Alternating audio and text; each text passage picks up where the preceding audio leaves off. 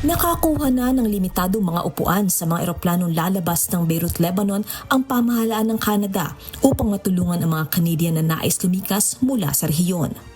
Ginawa ang hakbang na ito habang patuloy na tumitindi ang gulo sa Middle East na nagdudulot ng pag-aalala sa libu-libong dayuhan na nananatili sa mga bansa na posibleng maapektuhan ng labanan.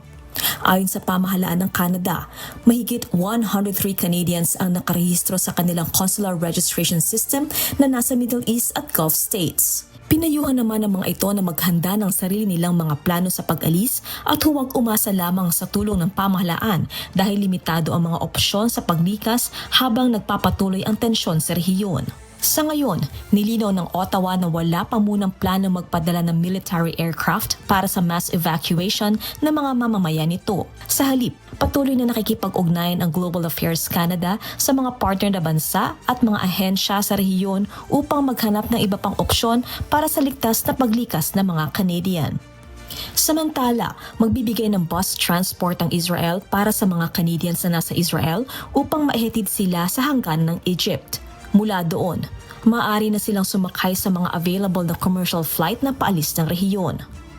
Patuloy namang nakamonitor ang Canadian government sa sitwasyon sa Middle East. Jenny Rico, humahataw sa balita ngayon.